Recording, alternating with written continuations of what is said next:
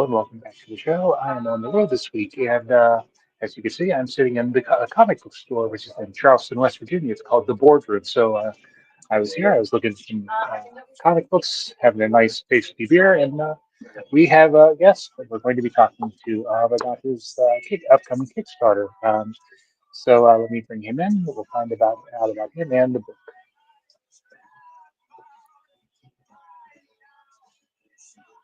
Hey, Hey, how's it going? it's going all right, Chad. How are you? Oh, I'm doing okay. Just like I said, I'm on the road, so the show doesn't stop. Yeah, but you're in a comic book shop, so that's a happy place. You know what I Yeah, mean? it is, So and that's and a great and thing. and they, and they serve beer, so What more do you want? I know. You didn't So die, Chad, did you? You're not sitting in heaven, are you? well, almost heaven. It is West Virginia. Understood. Understood. So welcome to the show. And before we get talking about the Kickstarter, tell us a little bit about yourself, about your your history as a comic book reader and your career and how you got to where you are today. Wow, that's a lot. Let's see. Well, again, I'm Kevin Shinick. A lot of people know me as the former host of a show called Where in Time is Carmen San Diego. That was a history show that I had the pleasure of hosting for a couple of seasons back in the 90s. I went on to what? I'm steeped in pop culture, Chad. I worked on a show called Robot Chicken for many years. I left there to Small show. turn right. Yeah. I left there to turn Mad Magazine into an animated sketch comedy show for Cartoon Network. And when I say left there, those Robot Chicken guys are like family. So I stepped out to do Mad, but I always come back. We did 3 Star Wars specials. We did 3 DC Comics specials. And along the way, you get to meet some exciting people and they see your work. And I had both at different instances, someone from DC come up to me after the Robot Chicken sketch I did about Batman and was like, hey, you should write a Batman comic. And I was like, you can't joke about something like that. And he's like, I'm not. So that was my first foray into comics, was writing a Batman comic for the Batman 80-page giant. And then similarly, when I was doing Mad at Comic-Con, guy came up and said, hey, I work for Marvel and, we love Mad at my house. And I was like, well, I love Spider-Man in my house. And he's like, well, you should write a comic. And again, I was like, you can't just throw that out there if you're not serious. And luckily they were. So, I've always loved comics, and as we talked about earlier, it is my happy place. And I was always a big fan of. I mean, Spider-Man was my main guy, and then after that, it was a lot of DC. It was like Batman and the Flash and comics that I've had the pleasure of writing. I wrote for the Flash for a while. I did a Guardians of the Galaxy, and it's a bunch of Spider-Man. In fact, I always like to say, because it only carries weight in certain circles, I'm the only person to have written Spider-Man for the stage, the screen, and the comics. And I'm not talking about the Julie Taymor one. Mine was at Radio City Music Hall about a decade earlier. It was the first ever feature-length Spider-Man adaptation, and less people died. So that's the that's the I shouldn't say less people died. No people died. So how about that? No real people died. Exactly. So So that's that's me in a nutshell. And I've worked with George Lucas on a Star Wars sitcom. I worked with Stan Lee in creating the latest Spider-Man animated series called Marvel Spider-Man. I'm all over the place. So that's well, why I'm here. now you're just name dropping. Now I am. Exactly. Wait till the next interview where I name drop you. It won't get you very far. So I mean, I remember the I vaguely remember the game show wherein because Carmen Where in the San Diego. world was the popular Yeah, game yeah. show and TV show? And then they Well, realized I remember playing it on my Apple IIgs, so how I'm funny. dating myself. Yeah, exactly. I know. There were CD-ROMs back then. I mean, when I I go know. back to the show, what's amazing about it is it still holds up because the questions were all about history on my show, but it was the prizes that got dated. You get this, huge multimedia system, which, you would need a U-Haul to get to your house now. So let's talk about the project you're working on and is going to be on Kickstarter soon. Exactly. Uh, Well, yeah. tell us a little bit about it. Well, as I mentioned earlier, I was the host of Carmen San Diego, Where in Time is Carmen San Diego. And I do a lot of stuff, as we just mentioned. So I had written this, I love murder mysteries, and I love, compiling them and writing them, and so I had written this script, which everybody seemed to love, like a TV show pilot about a 1940s noir murder mystery, almost like a superhero angle. And everybody loved it, but no one would make it because they kept saying, "Oh, no one does period," even though everything we watch is period. And then someone said, "Well, you're a comic book guy. You should turn it into a graphic novel." And I was like, "Yeah." I said, "There have been, substantial noir murder mysteries in the graphic novel space. What do I have to offer that's going to break through?" And then I thought, wait a minute. I was played myself as a time traveling detective. And prior to me was Greg Lee, who played himself as a classic gumshoe detective from the 1940s. I was like, this is sitting right in front of me. The funny thing is, even though Greg and I both hosted Carmen San Diego back to back, we had never met each other for like 20 years. And then we met at a friend's film festival about 5 or so years ago. And so we hit it off famously, but we didn't stay in touch. So when I came up with this idea, I reached out to him and said, "Hey, I want to do a graphic novel about two fake detective game show hosts from the 1990s who have to solve a series of real murders in the 1940s." And he was like, "I'm in." That's So he just did he go? That's really specific. exactly. Well, in this age, it's like, you gotta go, what your strengths are, what your flavor is, like I said, Mhm. what can only I offer an audience? And although the genesis of this story was that original murder mystery in the 40s, I've had such a great time crafting kind of a new one around that, Mhm. and bringing in all the fun things that I love. I love movies. I love history. I love film noir. I love game shows. So this was able to bring all these things in because the catch is, are hosts really smart, or do they just have the answers? And as I Mhm. say with Greg, and he can relate, we've got all these facts in our heads, which are kind of random, but could you put them to a good use? Could we actually solve a murder? Because if you think about it, the 90s, for whatever reason, a lot of game show hosts were all detective themes. You had Blues Clues, you had Figure It Out, you had Cluedo, you had all these things. People liked the guy in a fedora, I guess. So I've put this together, and I'm calling it Host Mortem, Mhm. and it's a 180 plus graphic novel, and it's got a great artist that I found named Damian Torres, and Taylor Esposito is doing the lettering, Pippa Boland is doing the coloring, and it's just this really great thing, which I'm finding is kind of launching other things. It's kind of becoming like its own IP, in the sense that I realized I have a lot of nostalgia host friends, because at first I was like, well, I could promote this at Comic-Con. What would that be like? And I said, well, I can get a bunch of my host friends. And I was like, wait, this is almost a show. Getting all these Mhm. hosts to see if we have what it takes to be detectives, or is the audience smarter? And I have to say, I'm really having a great time crafting this murder mystery, and I'm hoping people dig it, because I don't want them to figure it out before I do, but we're also game show hosts, not real detectives, so maybe they will.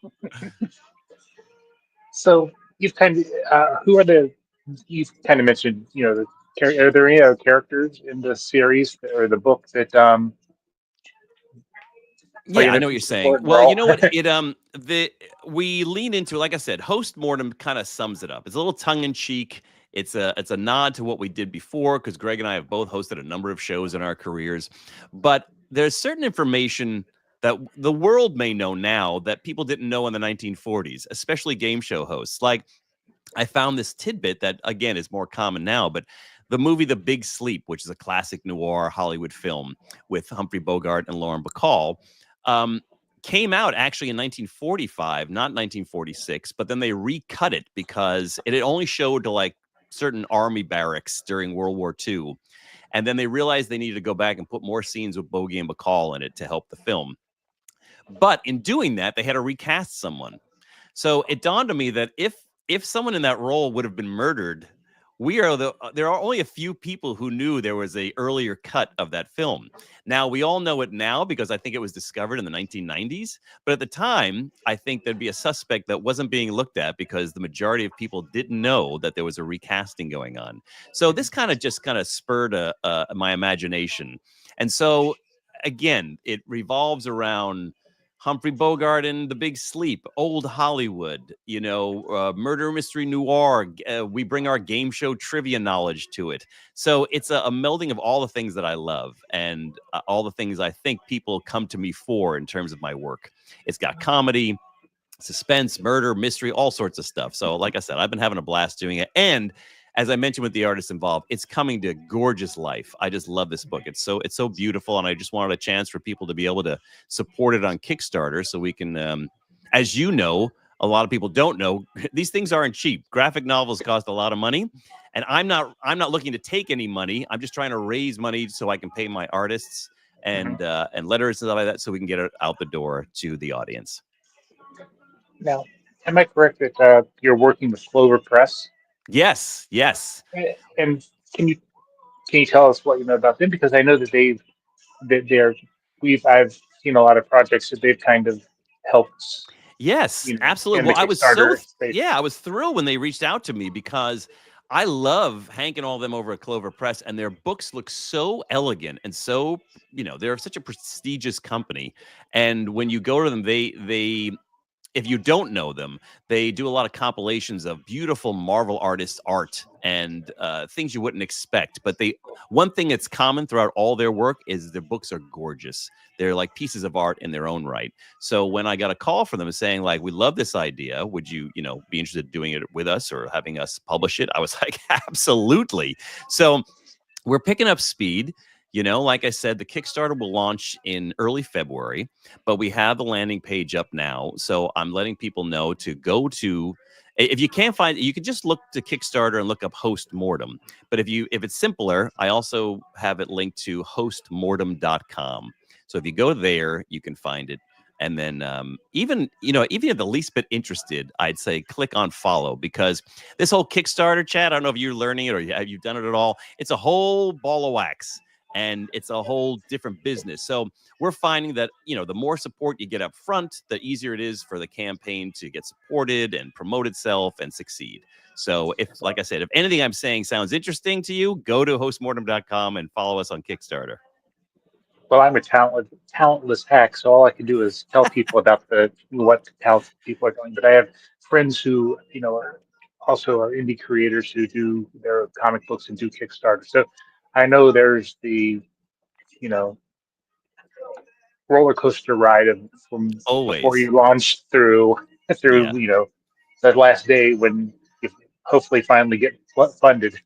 Roller coaster is the perfect word to describe it. But we've made it easy is we've come up with a lot of talk about specificity. We've come up with a lot of great rewards that if you want to back at different levels, ranging from artwork from the comic to Greg and I offering videos or one-on-one consultation.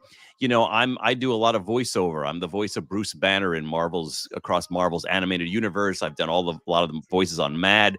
I'll offer to do your VO project of 3 minutes, things like that. We try to get creative. We've Mhm. got some gorgeous covers from various artists with a few surprise artists on the way. So like I said, you may want to pay attention or follow us so that you get all the updates. But we've had so much fun coming up with what are some great rewards that people would like to see. And, you get a chance to be written to the murder mystery, to get killed off in the murder mystery, to have your name in it.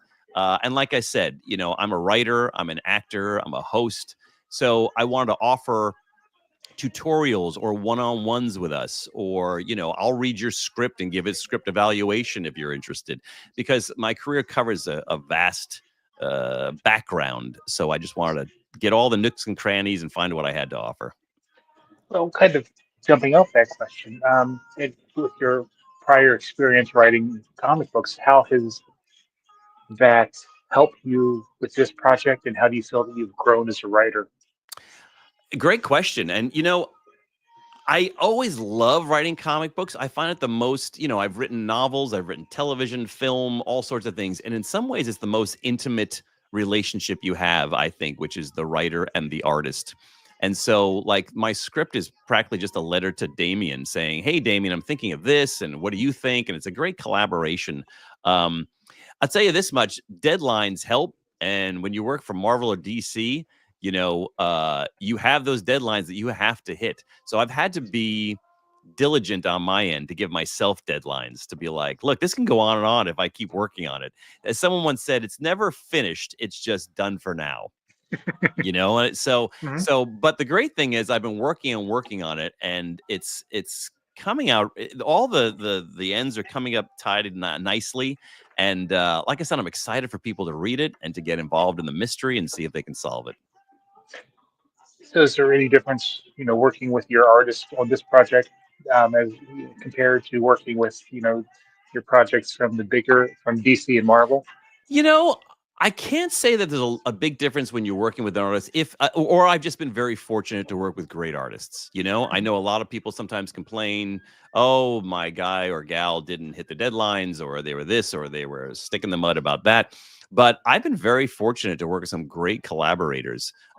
So yeah, knock on wood. I don't want to jinx it, but it's been going great, and Mhm. it is. You know, I work even if you may not have heard some of the people I'm working with, or I'm bringing them up, or you will hear about them because the talent I'm Mhm. surrounding myself with is really fantastic. And like I said, I Damien specifically as the artist, Damien Torres, I think if you haven't heard of him already, you're going to hear a lot about him because the work is coming out beautiful. And how exactly did you get paired with him for the project? Did you like see his stuff and search I it out, or did did. I somebody did. suggest? You know, when I knew what I was looking for a specific look. I wanted to be like noirish, but also be able to come, start in Comic-Con of current day. And so I was looking at different artists. And once I started spreading the word what I was working on and what I wanted to do and what I was looking for, someone had brought Damien to my attention. And then I think I was back in New York, and we met up at New York Comic Con, and we chatted about it, and we just seemed to be on the same page about it. And he has a great aesthetic and a great work ethic, so that was huge for me. And yeah, so that just kicked it off, and we were like, this is fun, we're having a good time. So luckily that's the way it's been going. Well, better to have a good time than it be a drudge. So have to Absolutely. work on Well, something. here's the thing. I want this to succeed. I want it to, Mhm. to be a successful Kickstarter. Mhm. But I want to get the book out there because I think the work is so great, be it the coloring, the writing, the lettering, the drawings, that it deserves to be out there. So I'm trying to will this thing to happen. But you're gonna hear a lot about it because, like I said, it's been branching off into other things. Like I'm gonna hit the road soon with like a live version of Host Mortem, where I told you it's like a little improv live game show with nostalgia hosts trying to figure out if we have better detective skills than the audience, things like that. I'm working on a novel for which could technically be a prequel to this graphic novel, but just a straight up novel. And there's a lot to go on. Greg and I, having just connected over this, we're thinking of starting a podcast of, our favorite murder mystery things. And so it's spawned a lot of things, but it's all starting with the graphic novel. That is the cornerstone. And none of this stuff can really happen without that. So that's why I implore people, if they're even the least bit interested, I promise you I will not disappoint you. And how about you talked a little bit about the back and forth between you and sorry, so who's the guy your Damien? friend you're writing? Yeah, you're Yes, writing Damien with. Torres. How about the working with the artist? Do they kind of suggest things or how things might work better, or I do you learned let them early. have let Yeah, them kind of run with it? Absolutely. A great rule, I don't call it a rule or words to live by, was told to me by a great editor years ago. He said, as a writer, your job is to love everything the artist gives you, unless it interferes with your story in some way, shape, or form. So, as a comic book writer, you write and you're specific, but you hope that the artist is going to take what you're saying and add their own flavor to it and really kind of up it and punch Mhm. it up in some way. And Damien has totally delivered on that. And it's so funny because behind me are, whenever I do a comic, I try and buy a page from the artist Mhm. of the book that I wrote. But that's becoming a dying art because a lot of these artists now work on tablets, and they will do commissions, of course, but to get an actual page from an actual story is becoming a few and far between because they work on these tablets. So that's why I said to Damien, do a few pages, like the really great ones, do on paper because we want to be able to auction these off or use them as rewards.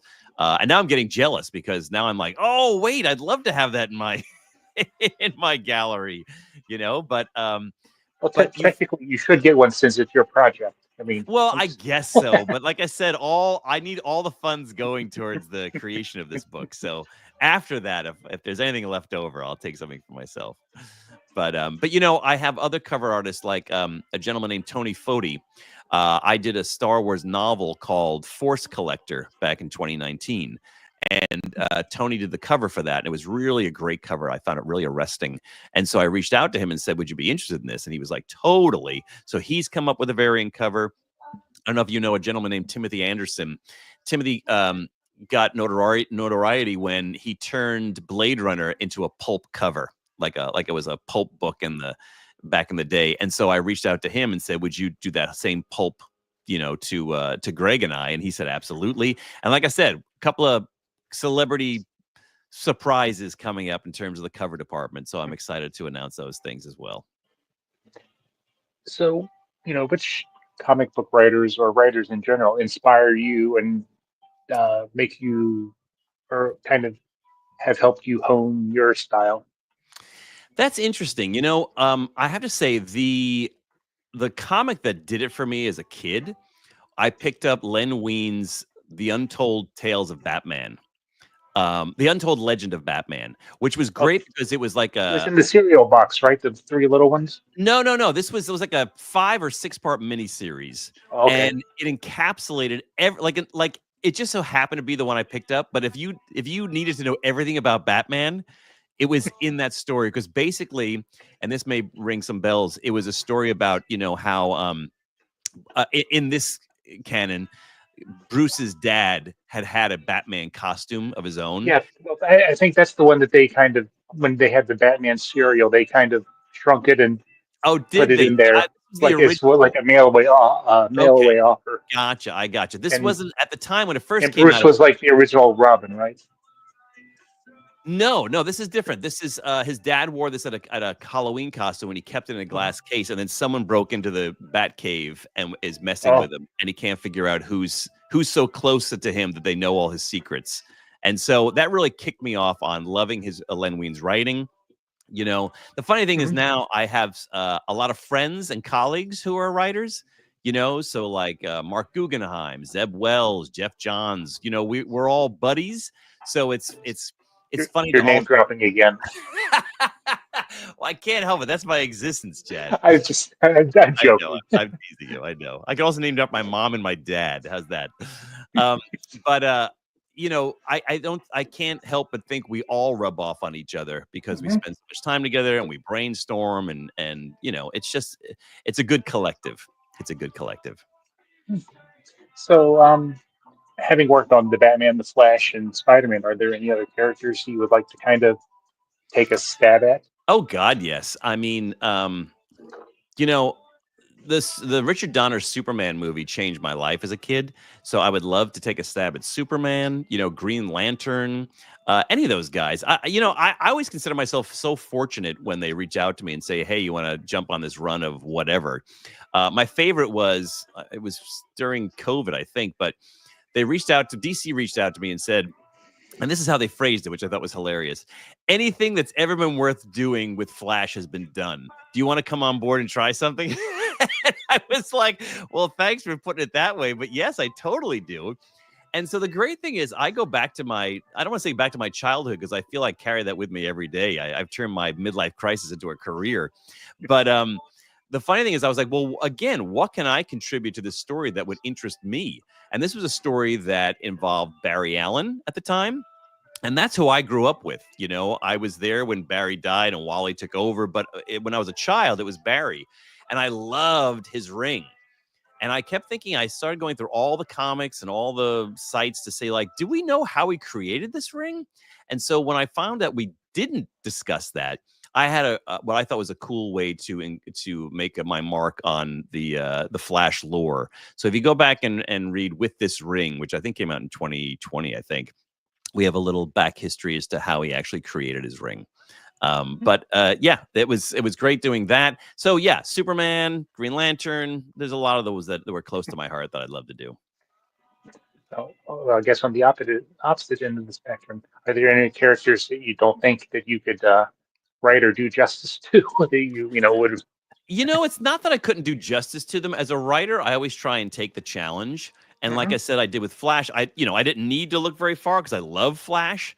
But no matter what project I'm presented with, I've got to find something in it that I really love because Mhm. that's the only reason it's going to be good to me. Is if I never take a job just to take a job. I only Right. take a job if I think I have something specific to say. Um, yeah, there are some crazy characters, like I was worried with Guardians of the Galaxy at first because when you go into these characters that go off into the, multi universes and all sorts of stuff, it's like, even though the bigger they get, I find the answer is always the simplicity. In fact, that's what happened with Flash. Wally West and Flash had gone in so many different directions. It was like, it's like, it was so serialized that when I got into it, I thought, oh my gosh, I'm not looking to compete at this, but how can I add to it? And I always find the answer is to get smaller and get more personal.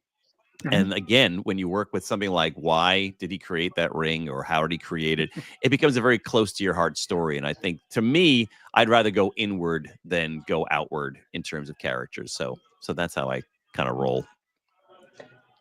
So, is there anything else about the Kickstarter that you wanted to mention that maybe we didn't get to cover? Well, let me think. Like I said, go to hostmortem.com, sign up for that. We're gonna launch in February. In the meantime, sign up for it, and we're gonna keep you up to date with like special offers and some cool celebrity artists that are coming on board. And just help me spread the word. You can follow me at Kevin Shinick, whether it's Instagram or Twitter. You can also follow at Host Mortem on Instagram. Um, I'm going to be at Con Alt Delete in Chicago from December, I think it's 20th to the 22nd. So I'm going to be there signing stuff of, stuff that I've already done, but also promoting Host Mortem. And, it's right before the holidays. So this is a great time for, last minute Christmas gift. I say last minute. I haven't even started my Christmas shopping yet. So if you're like me, then maybe you can come to this con and pick up a bunch of stocking stuffers and gifts for people. Yeah, I know what you mean. But like I said, this Well, has been a labor of love, and I really do it.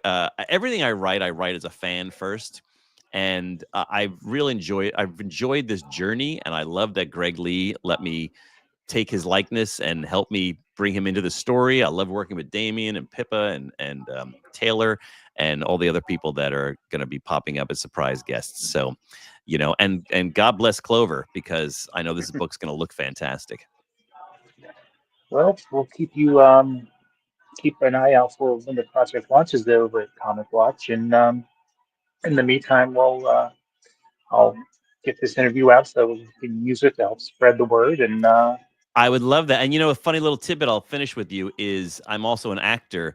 And I swear, I really think I manifested this job because early in the year, I was like, let's do Host Mortem. And then, as I told you, I was like, geez, get my old host friends back, do a show. And then an audition came across my desk that I wound up getting. And as a result, I'm going to be playing Dick Clark in the new Michael Jackson movie, which is coming out next year. It's called Michael. It's an Antoine Fuqua movie. And I just thought it was so funny because I was like, wow, I just said I should do some more hosting.